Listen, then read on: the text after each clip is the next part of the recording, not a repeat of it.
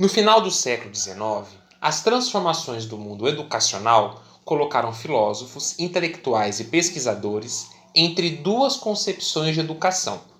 Por um lado, haviam aqueles que defendiam a centralidade dos métodos, dos manuais e dos conhecimentos a serem ensinados, e por outro, aqueles que defendiam a criança como o centro da educação. De onde vêm essas concepções? Por que temos mais defensores da centralidade da criança no processo educativo?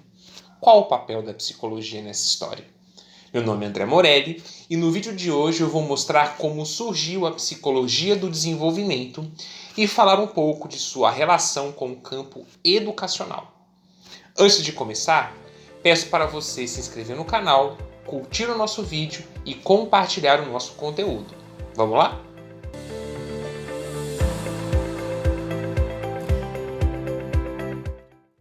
A preocupação com a criança não foi criada pela psicologia.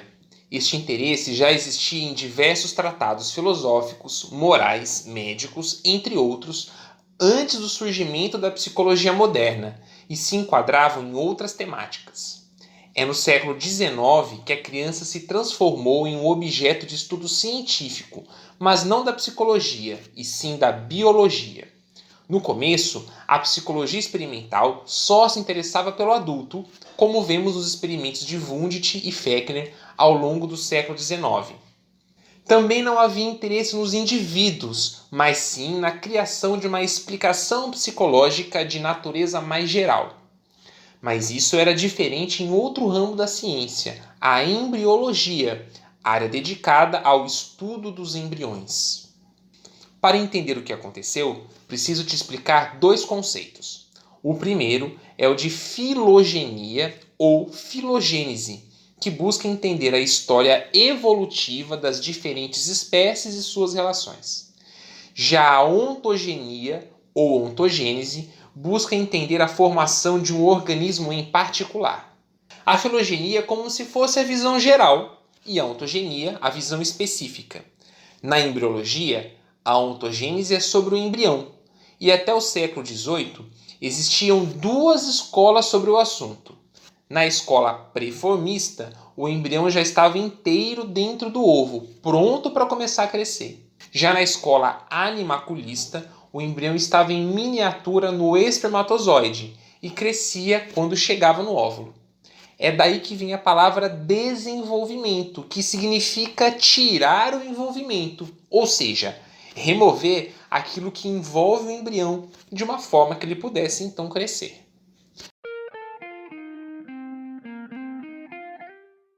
Quando aparece a epigenética, a história muda bastante. Nessa concepção, o embrião não está nem pronto no espermatozoide, nem no óvulo, mas é o resultado da fusão dos dois e vai crescendo na medida em que recebe nutrientes e substâncias para se desenvolver.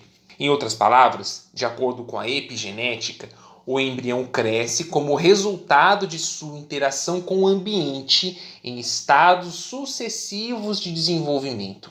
A epigenética se mostrou ser uma ideia muito forte e acabou ultrapassando a embriologia para outros ramos do conhecimento.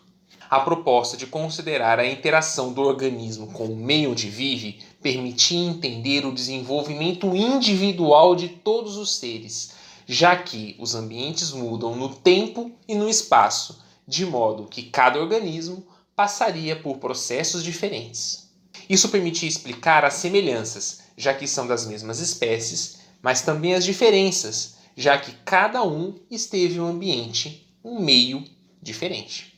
Assim, a vida teria um fator que podemos chamar de previsível, que seria próprio de cada espécie, e um caótico, pois tudo poderia variar conforme as mudanças no ambiente.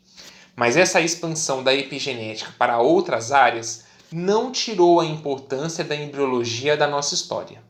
O embriologista alemão Carl von Baer, observando a conexão da epigenética com a totalidade dos seres vivos e os próprios embriões, notou que as fases do desenvolvimento embrionário de uma espécie tinham muitas semelhanças com as fases do desenvolvimento embrionário de outras espécies. Com base nisso, von Baer sugeriu que a ontogenia, ou seja, o desenvolvimento de um embrião, era um resumo da filogenia, ou seja, o desenvolvimento da espécie.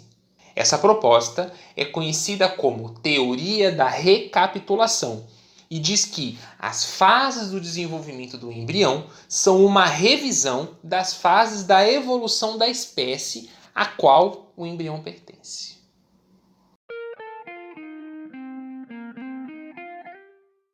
Até agora falamos basicamente de biologia, mas e a psicologia? Ela entra na história por meio de um naturalista chamado Ernst Haeckel. Ele foi o responsável pela elaboração mais formal da teoria da recapitulação, afirmando que a ontogenia é a recapitulação sumária da filogenia. Contudo, Haeckel foi além e entendeu que a epigenética não era uma lei apenas da embriologia, mas a expandiu para todos os seres vivos, formulando uma lei bioenergética fundamental. Para ele, baseado nas ideias de Darwin, todos os seres vivos evoluem conforme estágios, absorvendo elementos do ambiente e se modificando. Isso não valeria apenas para o organismo, mas também para o que se chamava na época de espírito, o que se refere nos dias de hoje a algo parecido com vida mental. Com essa proposta, Haeckel negou o dualismo, ou seja, a ideia de que mente e corpo são regidos por leis diferentes, para abraçar o monismo, ou seja, o entendimento de que fenômenos psicológicos obedecem às mesmas leis que regem o funcionamento biológico do corpo. Ora, se mente e corpo funcionam da mesma forma, com as mesmas leis, a recapitulação e epigenética também valeriam para tudo o que fosse mental.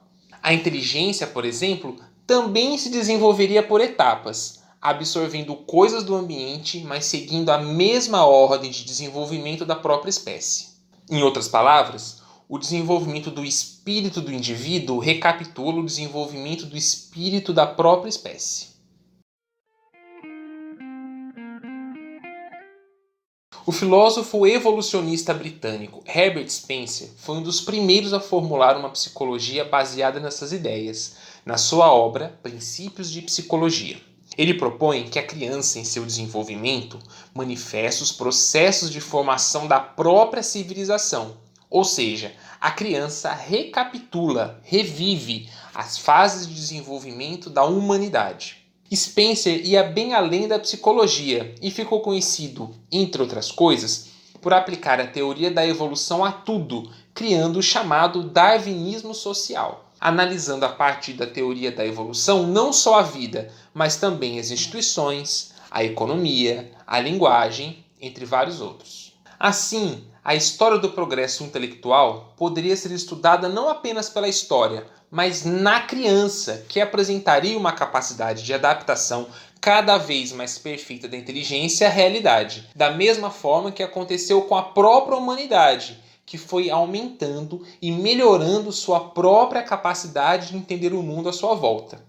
Além disso, Spencer via na educação o meio de colocação do indivíduo na sociedade complexa, para a qual ele está pronto para se desenvolver, trazendo a educação como um elemento relevante para o processo do desenvolvimento infantil. Infelizmente, várias das ideias de Spencer tinham um cunho racista e discriminatório, então ele preferiu realizar um trabalho de comparação das raças, classificando-as conforme uma suposta evolução e complexidade, ao invés de fazer uma investigação dentro de uma psicologia do desenvolvimento.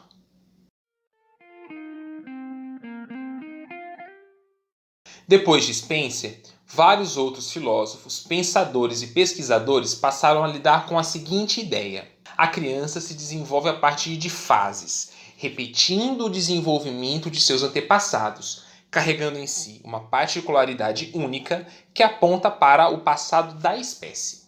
Aqui vamos dar dois exemplos entre vários possíveis.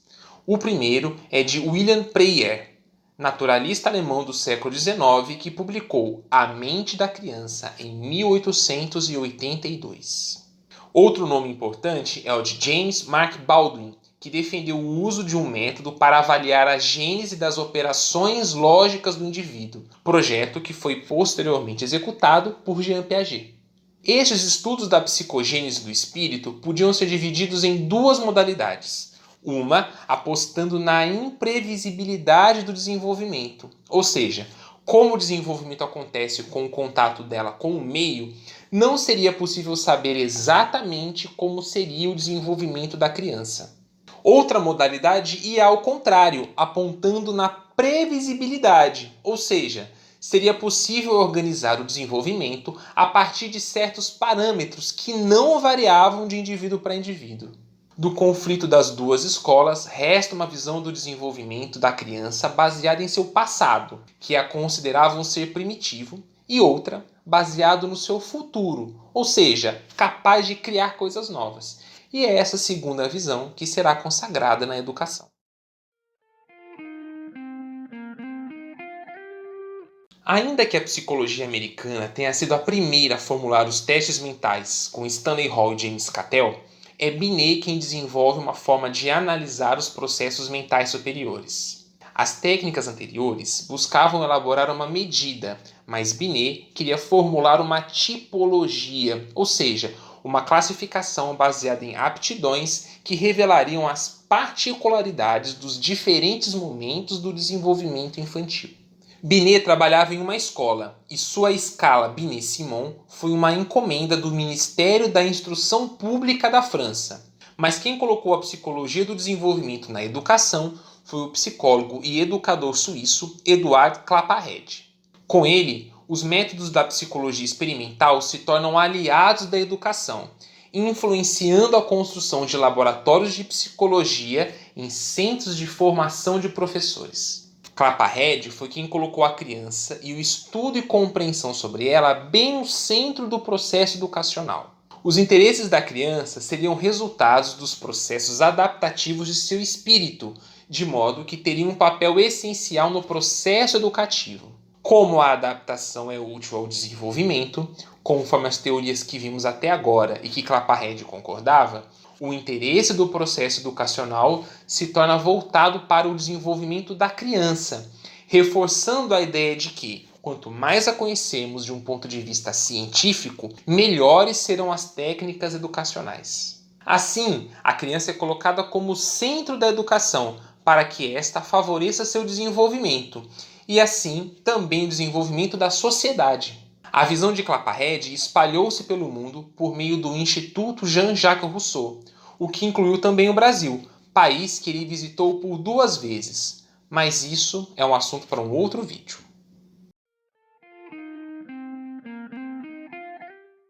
E aí, gostou do vídeo? Aproveite para conhecer melhor nossos outros conteúdos, curtir o vídeo, se inscrever no canal e acionar o sininho de notificações. E fique sempre aqui com a gente nas novidades do canal História da Psicologia. Obrigado!